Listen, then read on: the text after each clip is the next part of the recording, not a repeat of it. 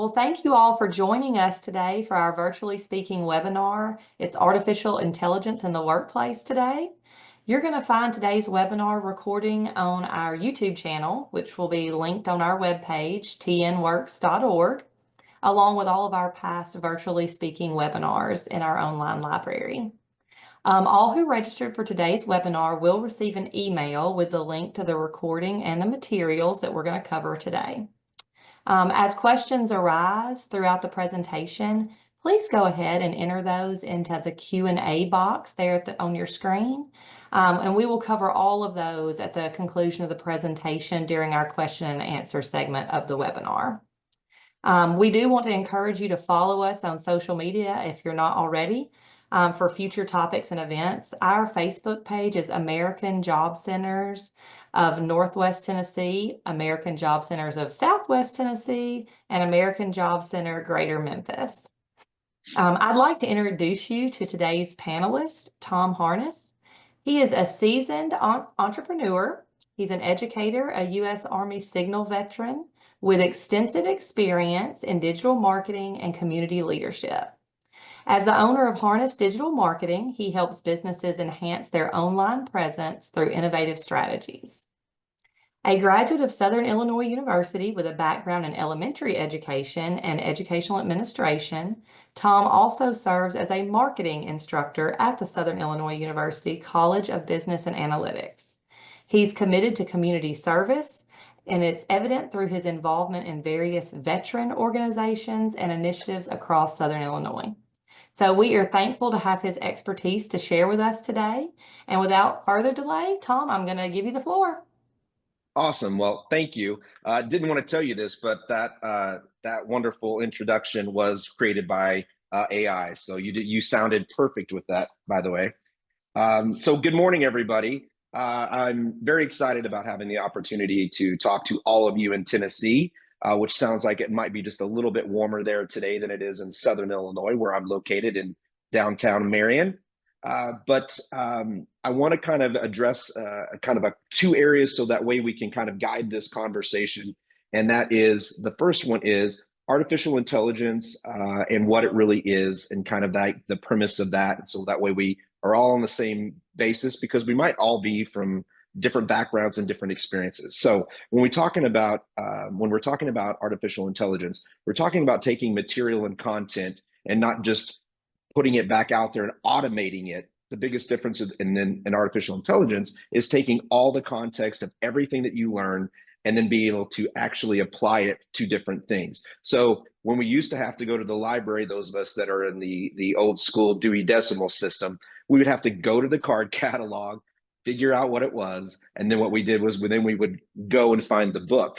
What artificial intelligence is doing is taking all that data and basically bringing it to us. So instead of just Googling something, we're able to take and analyze all the numbers. It's very contextual in the aspect that it's going to pull all the information that you put into it, and then it's going to give you an answer. So those of you that have employees, and I'm guessing that's probably most of you, we always have that fear of we have to tell our employees everything, right? We have to tell them exactly what to do in order to get the output that we want. Well, with ChatGPT and artificial intelligence, there really is no difference, but the thing is, it's now learning. So instead of having to repeat over and over, you can set this up where it's actually learning and that it's actually taking all the context of what you have. So I'm hoping that kind of helps guide this conversation, that it's not about automation. It's about taking actual information and putting it together and getting different outputs and getting outputs that you want. And so to do that, you will have a handout in your packet. And I've kind of made it very easy. As a former military person, I created an acronym for you. It's called CLEAR. And CLEAR is a prompt that you can put into ChatGPT. And when we're talking about ChatGPT, if you're not familiar with that, it is a program online. And what you can do is you can subscribe to it, or it is actually free. And it allows you to put information in, ask questions.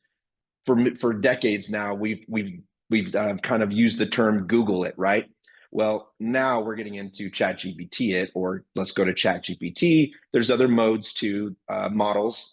There's BART through Google, and there's others that you can want. But the mainstream one, and the one that I recommend that works really well, is ChatGPT. And so you go to ChatGPT and you basically have to enter a prompt. So everything is about the prompt. And this is where it gets a little tricky for those of us that are employers or we're leaders. We need to be very specific and detailed in how we articulate our goals and what kind of outcomes that we want. And in doing so, the same thing applies to ChatGPT. The difference is it now has access to all the information to then give you an output. So we're kind of limited to the capacity of each individual person, their experience, where they went to school, the jobs they've had before. But ChatGPT gives us access to all that information. Remember, back to the library, right? So when you do that, there's a format that you need to do, and it's called CLEAR. And CLEAR is C for context, L for level of detail, E for examples, A for action, and R is for refinement. And so when you're writing a prompt, when you're putting something in, or you're like, think of it as an employee, when you're asking it to do something, context, provide background information to set the stage for the response, level of detail, be specific about what you need. The more detail, the better. E, examples, include examples to guide the tone or style of the response. A, action, clearly state what you want it to do. And then R, refinement. If the first response isn't perfect, refine the prompt. And so just to give you an example for our discussion today, context would be an example prompt for just context. I work in workforce development and help individuals improve their career skills. Perfect. Level of detail, an example of that is I need a 5-step guide for teaching soft skills to individuals preparing for job interviews. Examples, and this is one of my favorite. If you put examples in and from like websites, from journals, from anything that you want, which we'll get into detail here in a little bit, you're able to kind of guide it to where you want. So an example prompt would be, write tips in the same style as keep your answers concise and focused during interviews. Focus on teamwork and communication skills. Action is draft an email template encouraging workforce trainees to attend a free resume building workshop. And R, refinement, is make their email more formal and emphasize the benefits of attending the workshop. So the prompt, how you write that, which you will have in the hand when you get an email with this video, you can go back through and see how you can write the prompt. So a complete prompt that you would put into ChatGPT to put it all together using all the clear is, I'm a workforce development specialist helping job seekers enhance their skills. Create a simple 5-step checklist for improving LinkedIn profiles that can appeal to professionals in various industries. Focus on actionable tips that increase visibility to recruiters. Include an example of a strong LinkedIn headline. And so that is one example that would be for HR. And so when you enter that, you would get the output, and the output's going to be very quick. Now you might be thinking, I can do it myself. Well, you probably could, but if you do it this way, it's going to be faster, clearer, and you will save probably a lot more time. Or if you give this out as a job to someone, to an employee, it would definitely be the same. It would be much quicker. So the reason I tell you that is because I want you to have kind of a basis of, as we go through and talk about the marketing, the HR, and the examples of how to keep fraud and misuse out of the workplace, then you'll understand why this makes much more sense. All right, so let's jump into the meat of this, and we're going to start off with talking about how to use AI for marketing and recruitment. Now, even Zoom, those of you that came in, there's an update to Zoom where AI can be implemented into this. Many of your software, many of your third-party softwares will have AI integrated into it. It will be an additional fee, but you should look at it and how you can implement it. Don't just jump right in. I would definitely do some training, look into some YouTube videos, hire someone, get a consultant, see how you could actually implement it, because there is some time sensitiveness, and it also requires you to have a little bit of a higher cognitive level of thinking, meaning you need to be very detailed oriented and structured in order to truly get the benefits. Don't let it just be a fad, or you just want to jump right in and everybody else is doing it, so are we. You definitely need to hire a professional or get your team together to assess how you want to implement AI through your software, or how you're going to use ChatGPT and AI. And so for our purposes today, we're going to talk about using ChatGPT, which is something that all of us can use all the way down from the top down. So how can you use it in marketing? Well, in marketing, we have an issue with spelling, right? Those of you that are in marketing, or if you're drafting or writing things, or you're bringing students in, or students, I went to my student mind, bringing employees in, then what you're wanting to do is make sure that it is grammatically correct. You have no issues, no errors when you use ChatGPT to write or correct, okay? So even if they send you something, you could put that, copy it, put it into ChatGPT, and have it correct the spelling, the tenses, anything that you want. That's one of the things I struggle with, is tense. And so I go in and out of first and second. And so I can put it in there and I can have it corrected, and it'll put it in a way that sounds much better and grammatically correct. So blog posts, social media captions, email campaigns, all of that you can utilize for the marketing purposes for ChatGPT to create it. Again, using that prompt, the clear prompt, you can get the outcomes that you want. And it will continually learn. If you don't, you can refine it, the R in clear, and you can continue to make the outcome better. You definitely want to make sure that you put your voice into it. That's one of the things that we struggle with when I teach about it at SIU, or I implement it with myself or with other businesses that I work with, is because they don't want to lose the voice. Well, a lot of times businesses don't necessarily have established the voice. And so if you do that, you can put that in there, and you can have that tone of, are you lighthearted? Is it serious? Is it funny? Is it monotone? Whatever you want, you can kind of adapt that voice to get the output. So we all know that from a marketing standpoint, we want to make revenue off of it, right? Whatever we're putting out, we want income coming back. And so we know that SEO, search engine optimization, is key for that, right? We want to make sure that we have enough searchability, that we rank high enough. And part of that is blogs. It's how we write. And people sometimes don't have the time. Well, guess what? You can use that clear prompt and come up with ideas based off your website. You can come up with blog actual posts. You can even make them SEO friendly, so you are searchable and rank high in the specific areas that you want to on your website or your website page. All those things help you to maximize that. Speaking of websites, if you need to update and optimize the website content and you want to make it SEO friendly, you can copy and paste that in there and maximize and optimize it to your actual SEO parameters that you want people to search for. So the possibilities from the marketing side are absolutely endless.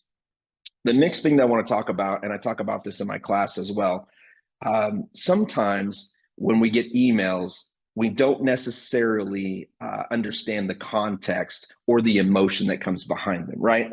And so we've all had that person, or we've all had that one email from someone above us, below us, that when we get it, it just sounds harsh, right? It sounds like there's just, it's picking and poking. Well, guess what? You can now use ChatGPT to draft or write your emails, and you can actually put the tone you want. Have this, make this friendly, make it approachable, right? So if you're the person that's getting told, or that your emails are a little harsh and you want to tone it down, but you just don't know how to, put it in there and just have it, adapt it, make it friendly, and then you can send that out. We all know that communication among our teams is very important. We also know that we need to create a culture that is inviting, and one that wants people to make us, that wants to be there, but also wants to make us approachable as well. And so those are some of the areas that you can utilize it from marketing. I do give a class, an 8-week course on just how to use AI, ChatGPT, and marketing that covers every aspect of that. I highly suggest that you implement something in your own organization or start getting your people to look at how you're going to implement AI in your marketing. It's not going to go away. It will save time, and it will require people to start thinking at a higher level. And so I think you can benefit from it, any business. Also, from an employer standpoint, start asking those questions as we jump into recruitment. Start asking them how familiar employees, potential employees, are with using and implementing AI into the workplace. 100%, you need to start asking those questions. Let me see here. Oh, so now I'm going to jump into recruitment. Wow, that's a loaded question right there, right? So we're all struggling. Doesn't matter what part of the country you're in. We're all looking for people to hire for specific positions. Sometimes either the job description is very vague, or it's so detailed that someone doesn't feel like they don't even apply for it. So you can use ChatGPT to outline some of those job descriptions and roles to allow someone to feel like they are willing to approach this one, or they're not overstepping it, because you don't want to waste your time, definitely, on resumes or job descriptions that are not going to get the people that you want in there. So highly recommend. I've used this with some of my clients as well. We kind of draft what they want, and then we talk about the perfect client or the perfect employee they want, and then we work backwards. And so then we have that. And I believe personally, a lot of it is writing the job description to make sure that we get the right people applying for those jobs. The other thing is a lot of areas like LinkedIn and other Indeed, they are all implementing the kind of AI automation process now. And so what you can do is you're able to check statuses, you're able to automate everything in a way that makes it more personable. So when you're using ChatGPT for that, or you're using some sort of AI model, you're able to kind of engage them a little bit more, make sure, because sometimes I've noticed that when we've worked with job descriptions or an actual job, we're getting kind of ghosted. And so you can stay in contact. And part of it is communication. So with the recruitment, you can automate that, but also make it very personal as well. And so there's a lot that can be done with writing in the recruitment areas. So think about that. I'm trying to make sure that I got everything off of that one.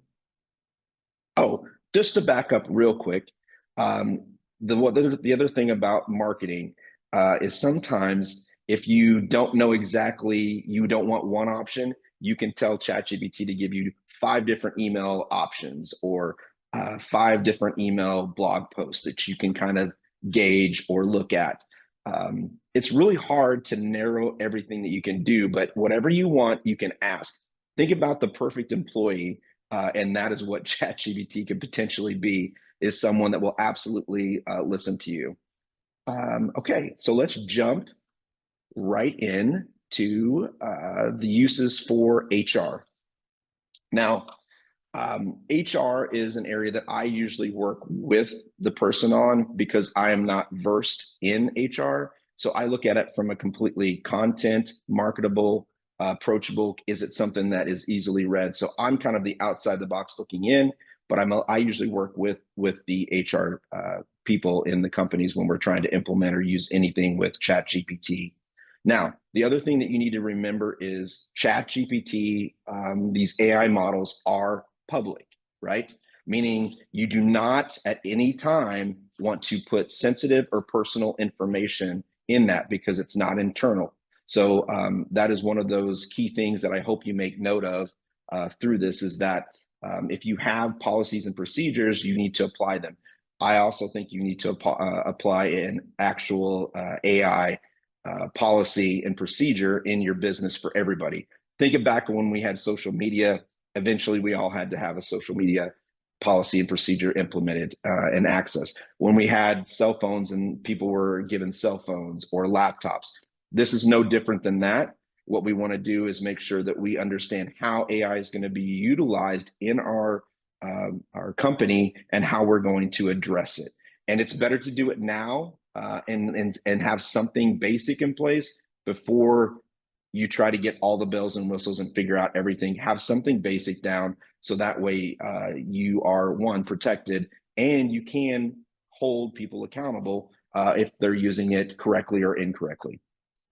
So some of the areas of HR that we can do that I love that saves tons of times is HR documents and company policies. Now you might be thinking, well, this is so unique to mine. Correct. But here's what you can do. Some of the basic laws, some of the websites where you have to cover basic things, under the clear ChatGPT prompt, you have examples. Guess what? You can put examples of those website policies. You can put links. You could copy and paste the whole thing. A prompt does not have to be short, long, whatever. You can put as much information in that prompt to allow you to get the output. I recommend that you use examples that are website links, and you just say, based off of these, this is what we want to cover for the company policies. And so it saves tons of time. If you had previous documents that you want to update, put those in there, and then say, look for the variations off of these examples where we want to update our policies, state procedures, state policies, any of those things that you want.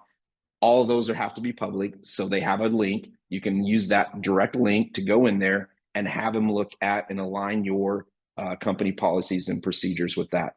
The other one that nobody likes to do is create handbooks, and you can do a simple one. You can do you can outline it for a 20-person startup. You could create a handbook for a 500, a 1 to 2 employee. It doesn't matter what size you are, but you can have it create that handbook. And again, give examples of what you're looking for. So if you go out and you're saying, okay, I like this one, create the link, put it in examples, and then write your prompt, your clear prompt, and it'll give you an output. Training manuals, that's another one. I've actually been doing a lot more in this. And so it's been interesting. One of the things that I did was I created a training program for a hairdressing group to align curriculum with the state standards. And so I will show you, I know nothing about hair, right? So that being said, not knowing anything about hair, I had to rely and work on the person that I was doing this with. But what I did understand is I know curriculum, I know how to write training manuals, and I also know where to get policies and procedures to align those. All I did was put all those together and then put it into ChatGPT, get the output, and then I went back through Reddit, made sure everything was aligned, and then I already had the state curriculum guidelines lined up with that, and it worked perfect. I'm getting ready to do one for real estate. We're going to do some real estate training stuff. And that's going to be exciting too. And this is going to allow me to save so much time because now I'm not having to either print out and try to match up. I can just put it in, have ChatGPT align what the training materials I have with the state policies and procedures. So super excited about being able to save that much time. The other thing that you can do that I think we fall short of a lot of times as leaders is we don't make the content engaging.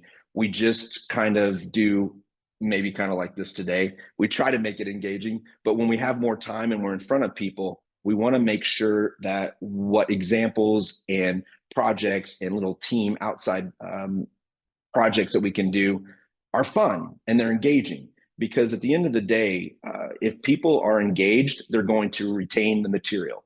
That's just what's going to happen. That's one of the things that I've learned as teaching juniors and seniors at SIU is that we have to do little macro sections of like 15, 20 minutes of we do this, then we switch to this, then we switch to this. So the training materials can also help you create very creative areas. And if you're not creative, guess what? You don't have to be. ChatGPT can do that for you. It's one of those things where if you have a weakness and you know that, or you have something that's challenging for you, if you put that into the prompt, you're able to kind of get that output back that will allow you to kind of be more holistic in your leadership role or your training role for that matter. Now, I have put some actual examples of software and things that you can use. Zapier has integration for automated workflows, such as sending onboarding materials. And then those of you that might use Slackbot integration, you can use ChatGPT as an HR assistant, and it can actually help you answer questions real time. So let's say that you don't have, you're a middle of the road business, or you don't have all the resources available, or you can't hire someone at the level that you truly want. This allows you to have a person that has access to something quickly. The only thing they need to know is what questions to ask. And so when you're looking at using some of these third-party Zapier, Slack integrations with ChatGPT, what you're looking for is someone that knows the questions to ask. This isn't the person that necessarily comes to you for everything. They take those questions and they put it in there to answer. And obviously, HR is very specific to every culture, every business, every company, and they won't know all the nuances. But from a legal standpoint, it will know exactly what to do because it's pulling it from that. And think about this from another example from an HR standpoint. You can have all this kind of combined in ChatGPT to learn each time. So that way, not only does the employee learn, but you're learning the areas that you might be deficient in as well. All right. This is moving right along. All right. So the next thing I want to cover is the safeguards against AI misuse. And for that, I want to kind of just go in real quick too before I address that. So any input that we put in, whether it's in ChatGPT or any time that we interact with an employee, we have our own biases, we have our own experiences, we have everything that we come into that with. So that means that we need to be very conscious, well, most of us are, about how we speak and how we articulate things and how we interact. Well, our input that we put into ChatGPT is going to have the same outcome of what we want. I always say from a social media standpoint, everybody says, I'm going to get off social media. I don't like it anymore. And I say, well, here's the problem. Your social media account is a direct reflection of how you interact with it. It's just a formula. It's that's all it is. It is a code. And so you are feeding into it. So if you are going in and commenting negatively, or you're not engaging, in the right way, it knows that. If you're using the unhappy or the mad emotions, it knows that. And so you, in an essence, are creating the output. I want you to think about that as you go in as a person, how we go into a company, how we go into that day, our body language, smiling, not smiling, our tone of voice, all those things show people how we interact with them and how we kind of want them to interact back with us. Well, if we're kind of down, well, we know how that's going to affect other people. When we are writing our prompts, it's the same exact way. We need to make sure that we put everything in there in a way that we get the output back that we want. The reason I'm really trying to hit home with that is you really have to have an open mind. You have to have a critical thinking mind of what you're putting in, because you will get the output. So if you don't think you'll ever find someone for a job description, you probably won't, because you're going to put the inputs in that will garner that out. You need to be very optimistic. You need to be very proactive and positive in the prompts that you write, so that way you get those back. So how do we address misuse of AI? Well, the first thing is it's here, it's not going away, and you need to have a policy and a procedure in place with it. The other thing is, depending on your business and the amount of original content, originality that you need to bring to that, you need to make sure that you have this policy in place to address it. For example, we didn't touch it, but you can use AI to create video. You can use AI to create images. You can use AI to create a lot of other areas that you might not be aware of as a top level leader, but If you don't know, then we need to make sure that you do, because there's things like copyright, and there's also free use, how you're going to use it. And so there's some areas legally that we still have to look at to make sure that it aligns. And so in your business, in your workspace, what you want to be able to do is to address how are we using it, and how are we going to make sure that we're using it ethically, right? There's that point of how we're going to create content that's going to address all areas and biases. So, for example, if we're writing a job description and we want to revise the job description to ensure inclusivity, or we want it to be, we want to create something that will address to all demographics, right? We have to make sure we do that. If we don't, same thing as marketing, if we don't really think about our marketing going out and addressing everybody or inclusivity or whatever demographic we're trying to shoot for, and it's not represented, there's a disconnect. So we're trying to avoid a disconnect with different types of biases in the content that we're putting in there. And so as AI learns, right, just think about that. Think about this, however many people are in here or even after when they watch it, right? Every one of us is putting in our own biases. We're putting in our own experiences in. And that's what ChatGPT is going to partially pull out of. And it's also going to pull all that content from out there. So we have to be very, very careful about the material. Like, we just can't blindly put stuff into AI and ChatGPT and have it give an output, and we just like, this is it, and we're done. You need to read it, and you need to put lenses on to understand the actual content that was created. Does it address all the areas? Is it biased? Is it fraudulent? Whatever it might be, you need to make sure that you address that. And that kind of guides me into the next one, preventing fraudulent uses. So we can also educate employees on recognizing how AI is used for phishing, and we can also talk about how we can use it to create original text. So if you are looking for something completely original, and then you want someone just to solely write their own internal, then that's great. But you don't want to get caught with someone that is either plagiarizing or it's pulling from somewhere else. Because remember, ChatGPT, a lot of the AI models are pulling from out there into all the information that is available through AI. The other thing that I want to talk to a little bit about with fraudulent uses is it kind of goes with policy and procedure, but it's how you're going to use the material and internally. Because if you don't completely understand AI, you need to get that down first. You need to understand the content that you're creating, and then you want to make sure whatever you put out is in a way that is protecting you and your business from anybody that thinks that you have plagiarized or copied or copyrighted something. Because you definitely want to make sure that you have something in place to address that. I'm trying to think if there's anything else I wanted to go over for you. So I've created, you guys are going to get a handout that will have this, and then you will also get a handout that has the prompt. And if you have any questions, feel free. My contact information is on there. This is a lot to cover. I wanted to be able to give you guys something that you could individually kind of just start thinking. I wanted to create the curiosity part of this.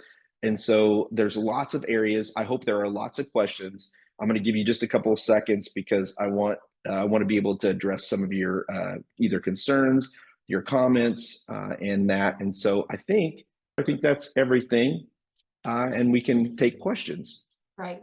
Okay, we'll get started. Thank you for all that information. That was a lot of information. So I'm sure everybody's still processing it a little bit, but we do have some questions in the chat. I'm going to just briefly read out a question. You can give us a response. So Sure. Does Copilot have the same issues with being open and public, or is Microsoft making Copilot where we could put in sensitive company information? That is a great question. So many of these models will have options to create your own internal AI model that basically will be HIPAA compliant, will protect data and everything. And so it's an internal model. Microsoft will probably absolutely do that. I know that there is something in the works for ChatGPT, but its whole model is to be open. And so I think they will offer that later.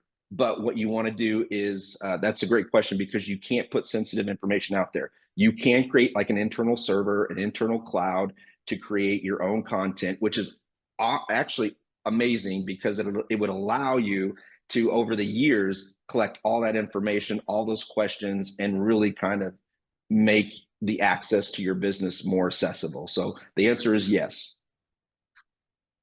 Are people using, or job applicants using, AI to create resumes? Yes. So here's the thing on that. You will not know. Perfect example. I told LinkedIn to pull from my profile and create a resume based on this. So this works both ways. So not only can you create the job description, they can create a resume to align with the job description. But let's be honest, those of you that are in this, unless we call references, unless we follow up with that, resumes are resumes. People pay. There's no difference. I've got a friend that does resumes. They could write the best resume for $300, and it makes them sound amazing. Now you can save $300, use ChatGPT to align it, and the resume is just to get in the door, and we all know how that works. I mean, we do, and so they are using it. There's no real way, unless you want to put that resume. If you got a digital, you could copy it and see if there's signs. If, like at SIU where I teach, when students submit their work, the university has stuff, and it rates how much is plagiarized, or how much is that. And I will tell you, every time that when we get to the AI part and I have them create a prompt and write something and they submit it, AI, the plagiarism thing, AI doesn't pick it up. It says it's 80% or whatever. So it does make it hard for those of you trying to recruit people. But again, it's up to you when you interview them to get the true effect. But that one is going to be a tough one to try to filter out. I don't know. That one's a tough one. You had mentioned creating an AI policy for your company. So we have an employer, an owner, who's asking, what does this policy look like? So it's still new, and so we're not sure what we need to even capture in our policy right now. Can you elaborate on that a little bit? Yes. And so I don't know if they're still watching. So context means, do you know what happened to what kind of business it is? They run a business with a lot of HVAC technicians, refrigeration technicians. They work on Okay. equipment. But they have a lot of skilled trades employees, and they work in a large geographic area, covering most of West Tennessee and out of that area a little bit as well. So maybe not as much for them, but just having something that the policy from a basic level right now for HVAC or something like that would be just, we recognize that there is AI, and we support using AI in a ethical and non-biased way. Like, so even if you don't necessarily, the individual employee might use it on a daily basis, but they might write or create. Maybe you ask them to create something, or you want them to write something to give to a quote. There's a good one. Making sure that if you're using the quote, that it is, ethical, it's unbiased, it actually has everything that you possibly could need. That one, I would say, not necessarily. But again, we never thought we needed a social media policy until what? People started to abuse social media. So I would still say, and the beauty of this, the person that's asking, you can just say, I'm an HVAC. How does AI affect me, and write a policy for me? Like, what would it be based off of mine? So you could even do that, make it very basic. The only reason I say is have something in there to at least address it, not a gotcha, but at least in case something comes up that you didn't even foresee, you're like, you did what with AI? You did what with Chat GPT? Well, we have a policy in place that says either we support it in an ethical way, or we don't want it utilized at all. We want everything to be 100% us and nothing else. And there's businesses out there that are like that. The next question says that you mentioned Chat GPT is a free app. Is this available for iPhone, or where do they get the app? Yeah, so there's a web version for the desktop, and there is one for the, there is an app. There's a paid version that allows you to get a little bit more, it allows you to get more of an output, and you can ask more questions. I highly suggest do not, especially for marketing. If you guys have a marketing team or a marketing person, it is absolutely worth paying. I think it's $20 a month. It's absolutely worth having them utilize, but don't pay for it until you get a policy procedure in place and that they're going to use it, right? You want to make sure that they use it in a way that saves them time, but also adds that creative element to it, because it's going to learn over time, but you want to make sure you have the tone, and you want to make sure that you have that. There's so many things. There's other models that we could have talked about that actually you can internally create the tone, and it can kind of create your voice. There's so much we just touched like a little bit of what is available. Here's another question. Can AI generate interview questions based on a job description, either for HR staff or for the applicant to prepare ahead of time? 100%. Yes. Yeah, it absolutely can. Using that clear prompt that you guys will get, that will help you kind of both ways. If the employee wants to align it, but the employer wants to align those questions, it absolutely can. However, it doesn't know the internal things that go along in your business, right? And sometimes when we are doing those interview questions, it's more about, will this person fit into this culture?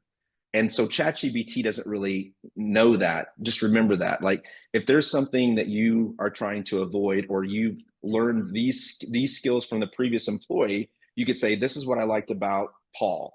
And now these are the areas that we want this person to have Paul's area of expertise. And now we want to have this other person have this additional expertise in this area, and then create questions on how to do that. But yes, it's actually, you should try it a little bit. It's kind of fun when you see what kind of questions it comes up with, because they're better than most interviews that I've ever had in my life. But at the same time, sometimes they're just very cold. They're not very personable.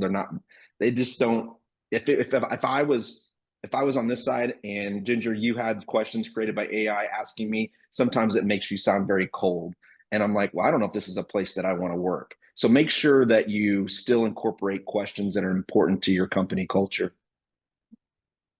From a novice who is just starting to experiment with AI and use AI, is there a certain demo that works better than others? And what would you recommend for use for a novice, someone just getting started? Go to ChatGPT online, register, it's free, and just start with this clear prompts. Just start playing around. Like, seriously, just start. All right, here's my content. Here's, write it out and just start thinking about it. Every day I use it more and more. I keep thinking of more and more ways to save time and to pull data. So those of you that are kind of like all researchers, I don't know if there's anybody on here that will watch that is a researcher, but you can tell it periodics. You can tell it to go to Forbes. You can tell it to pull from whatever you want to try to help you create research. You can have it cite. You can require it to cite your references and cite everything, write the papers, and then you can kind of go through. It could take a whole policy and procedure that you have and say, make this a 10-page overview. So there's a lot that can be done, but I would say just start playing around with it. Get in there, go to ChatGPT, and then be curious. So what I tell my students, the best thing that you can do is be curious. Anything that you possibly could want will one day be available. Might not be able to do that now, but it can pull stats. It can pull grants. We were just talking about this not too long ago. Those of you that are looking for grants or writing grants, it can help you with that. So there's a lot that can, that it can save time where you're not having to Google and all that. It'll go out, get it, pull it in, and put it in for you. But just be curious. You mentioned how bias is inputted into Chat GPT. Would this not corrupt the content and cause opinions to be more biased? Absolutely. That's why I'm saying. So here's a perfect example, another one that I use in my class. Imagine if, is it possible to put up fake websites? What do you think, Ginger? You think it's possible to put up fake websites? Like to create a fake website? Yeah. Yep, we know that, right? So remember, if you get a fake website, it gets high SEO and it could be whatever, and it starts, ChatGPT is pulling from this, it's going to pull all that information. That's why I tell you, you have to read the content that is created. And then if something doesn't seem right or the citation doesn't look right, then you need to say no, because this information is only as good as the material that it's pulling from. Same thing, books. Not every book that was put into a library is necessarily factual. In fact, some books that were created, decades, they're already outdated because why? Especially scientific ones. We proved it wrong. So even books have had to do the same thing. We need to make sure that we still, when we get these outputs, that we still look at them and we say, yeah, I'm not sure about that. But again, to the person asking the question, if it's biased and it aligns with our bias, we're going to say, yeah, that's correct. That's right. This is good. So it's not perfect. It is not perfect, but you still need to be able to try to do your best. In fact, just knowing that you might be biased and that the outcome, that's half the battle right there. We have just a couple more questions. How worried should we be about AI replacing jobs? 1000% great question. I love this one. So here's what I believe. It's going to not replace. It's going to make employees more efficient, and it's going to hopefully allow you to have higher cognitive employees. So this is an example that I give. So I think it's going to open up possibilities for people with autism that highly function or highly focused. I think they're very articulate. I think ChatGPT jobs will increase in that area. So I think people with autism or higher cognitive level thinking are going to be great. People that probably necessarily don't have great customer service skills, but they have this. So think programmers and think software people, typically, where we think they're not people or people. There you go. But this is not going to alleviate. It's just going to alleviate some of the routine jobs. So don't think of automation. Think of AI as being cognitive and being able to hire someone that can be more multifaceted and be able to think higher cognitive level. So I don't. Yes, it will some jobs probably be replaced. Content writers, maybe. I just don't think there'll be as much of a need. So if anything, I think those needs will go down. It'll be like, remember when iPhone and these things came out and then everybody was an expert photographer, right? And we know that they're not. So I think it's the same thing. Everybody's going to think they're going to be an AI expert. And you're not going to know that until you actually get in there and see what they can do with the output. It all comes down to that prompt. If here's a great interview question, have them write a prompt, and and then gauge that and see what kind of output they get. That's my suggestion. Okay. This is our last question that's in the Q&A box right now, and I've wondered this myself, so I'm curious. It says, how do you tell if AI has created a photo or a video? How do you know anymore if something is authentic or if it's just created? You don't. Okay. You don't. So some of the very basic AI models that most of us would have access to, you can tell. You can tell by, sometimes they'll have, I said, Joe, they'll have like 5 fingers. You can look for those things. They might not have. You can just kind of tell based on if there's blurriness and stuff. But high-end AI stuff, absolutely, you will not be able to tell the difference. A perfect example, and this is not to be political at all, but during the time when they were talking about former President Trump and he was being indicted, someone had created an AI image of him actually in handcuffs, getting into a police car. and it was pretty good. It looked very real, but it wasn't. And so that's why you'll see like Facebook, you'll see different types of third-party software that when you put there, they'll say, or they'll have a box, this was created with AI. You will have to start citing, but again, it's the honor system. You're going to have to say this was created. I wish that, I would do that. I do that when I'm trying to either create content. I check that box and let people know that it's created with AI. And mostly it's just being, again, back to being ethical. But no, yeah. I mean, I don't even know if you're real and I'm real in here. This could be all AI too. You see it a lot on social media, things will be posted and in the comments, that's AI, that's not real. And so I think people are like, well, how do I know what is real? So I think that was a really, I think a question that a lot of people have. How do we know when it's real and when it's not? I think you'll start to see more things filter and try, because again, remember, it's code, it's created on the computer, so there's got to be ways that can embed. If it is, it'll be embedded, and then eventually it'll be automatically flagged or shown that it is. But again, we don't know. We will never, there's going to always be people to be able to do that. But that goes back throughout history too, with fake content. I mean, we dropped flyers in World War II to tell enemy troops that they lost when they hadn't even lost. So misinformation is a part of, unfortunately, culture. And we have to do our part to be as diligent to like, that doesn't seem right, or question. I guess that's the best thing, is question, is this right or not? Because then we get into a world of what is real. And I don't want to go down that paradigm. That's a long, long story. Well, we appreciate you today. That was the last of our questions. You shared a lot of great information. Just want to remind everyone that you can follow us on social media. Our Facebook is American Job Centers of Northwest Tennessee, Southwest Tennessee, and Greater Memphis. Thank you, Tom, for all that great information on AI Thank and you. AI in the workplace today. I know that everybody found it very informative, so we really appreciate you joining us. Thank you for having me. Thank you.